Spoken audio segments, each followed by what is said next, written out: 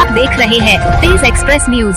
UP के पूर्व CM Jagdambika Pal Bhajpa के प्रबुद्ध वर्ग सम्मेलन में किया शिरकत और विपक्षियों को आड़े हाथों लेते हुए सुनाई खरी खरी। खबर बलिया से है, जहां यूपी के पूर्व सीएम जगदम्बिका पाल बीजेपी के प्रबुद्ध वर्ग सम्मेलन में शिरकत करने पहुंचे। उन्होंने सम्मेलन को संबोधित करते हुए विपक्षी पार्टियों सपा, बसपा और कांग्रेस पर जमकर निशाना साधा।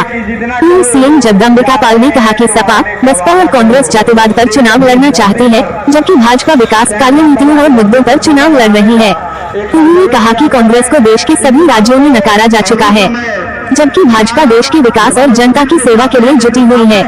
उन्होंने कहा कि बाहुबलियों को पार्टी से निकालने का दम भरने वाली बसपा बाहुबलियों के दम पर ही सत्ता पर काबिज होती रही है। उन्होंने कहा कि बसपा मुख्तार अंसारी को निकालने के दम भर रही है, क्योंकि मुख्तार के भाई अफजाल बीएसपी सांसद है। उन्होंने कहा कि अखिलेश यादव के शासनकाल में यूपीपीएससी में एक ही समाज के लोगों की नियुक्तियां हुई थी। उन्होंने चुनौती देते हुए कहा कि यूपी में सपा और बसपा चार बार शासन कर चुकी है, लेकिन अपने कार्यों, कार्यक्रमों और जन मुद्दों पर चुनाव नहीं लड़ रही। उन्होंने कहा कि योगी आदित्यनाथ की अगुवाई में 2022 में यूपी में प्रचंड बहुमत से बीजेपी सरकार बनाएगी। तेज एक्सप्रेस न्यूज के लिए बलिया से आनंद दुबे की रिपोर्ट। चंदा लेना किस तरह से अपने पार्टी को, ये जनता अब जान चुकी है, समाजवादी को भी जान चुकी है कि उत्तर प्रदेश में अखिलेश की सरकार में भ्रष्टाचार पराकाष्ठा पे पहुंच गया, कानून व्यवस्था में कोई सुरक्षित नहीं था। आज योगी आदित्यनाथ की सरकार जीरो टॉलरेंस पे है।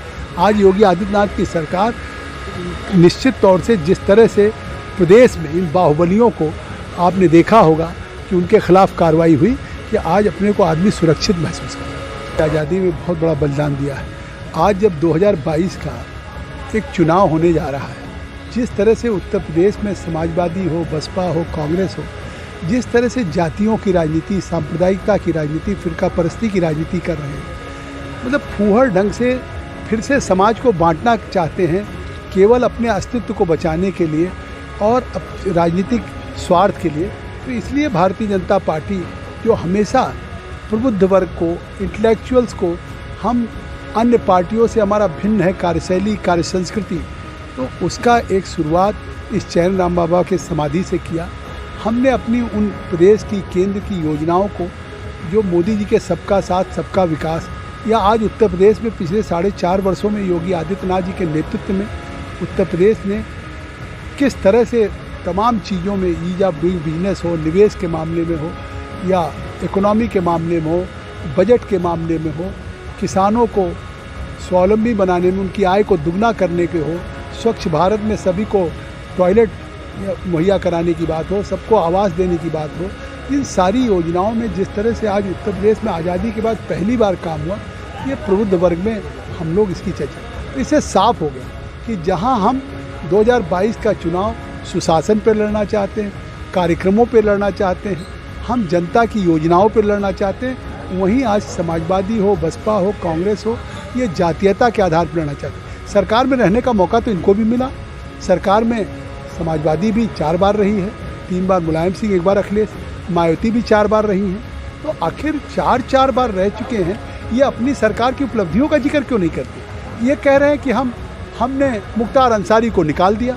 अगर मुख्तार अंसारी को निकाल दिया तो इसी तरह से तो पहले भी इन्होंने कहा नहीं, अभी तो आप इस तरीके उत्तर प्रदेश में योगी आदित्यनाथ के नेतृत्व में चुनाव लड़ेंगे, ये बात मीडिया लोगों ने उठाई थी आज के कुछ महीनों पहले।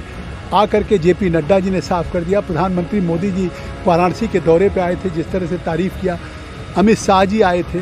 तो आज योगी आदित्यनाथ जी जैसा चरित्रवान, ईमानदार, कर्मयोगी, मैं कह रहा हूँ, मैं एक सवाल पूछ रहा हूँ, विपक्ष का काम है सड़क पे आना, विपक्ष का काम है संघर्ष करना। अगर हम विपक्ष में रहेंगे तो जनता की आवाज़ उठाएंगे। तो जब 2 साल कोविड रहा, जिस समय योगी आदित्यनाथ को कोविड होने के बावजूद वो जिले के अस्पतालों में घूम रहे थे, उस समय अखिलेश यादव जी कहाँ थे? उस समय मायावती जी कहाँ थी? जो ट्वीट कर रही थी। तो जनता नहीं जान रही कि 4.5 साल विपक्ष के नेता के रूप में एक बार आप बलिया नहीं आ सके, एक बार किसी, और शायद योगी जी को गिनेंगे तो 10 बार के किले में आए। 5 साल में मुलायम सिंह और मायावती चुनाव में आते थे, कभी बीच में नहीं आते थे। बाढ़ में कहीं बता दीजिए कि कभी मुख्यमंत्री ने दौरा किया हो।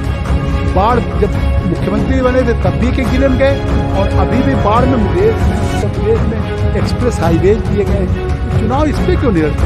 क्यों राम गोविंद जी कह रहे हैं कि जातियों को नकारा नहीं जाता?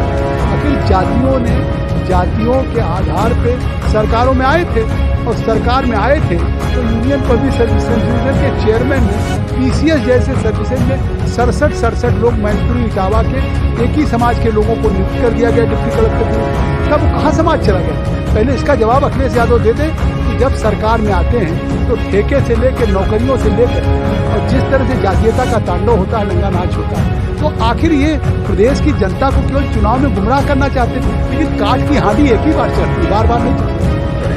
अब जब चुनाव आ रहा तब वो संगठन की शुरुआत करेंगे तो आप खुद ही समझ सकते हैं अब उन्हें याद आ रही है जब बहुत देर हो चुकी है। तो मुझे लगता है कि अब गाड़ी छूट चुकी है, और जिस तरह का परिणाम अभी बंगाल में आया, एक एक राज्य से जनता उनको नकार रही है। पिछली बार लोकसभा में जिस तरह से राहुल गांधी यहाँ से पराजित हुए, तो उत्तर प्रदेश में जमीन बचा क्या ग्राउंड? अब जो कांग्रेस कर रही है, बसपा कोशिश कर रही, समाजवादी या आप पार्टी या ओवैसी की पार्टी है, ओवैसी, तो ये सारी पार्टियां हमसे नहीं लड़ रही, आपस में दिखाने की कोशिश कर रही। समाजवादी कह रही नहीं मेरी लड़ाई भाजपा से, बसपा कह रही नहीं मेरी लड़ाई है, कांग्रेस भी कह रही नहीं मेरी लड़ाई है। तो ये तय करें कि वहाँ कौन नंबर 2 पे है, कौन नंबर 3 पे, कौन नंबर 4 पे। नंबर 1 तो वो खुद ही कह रहे हैं कि भारतीय जनता पार्टी।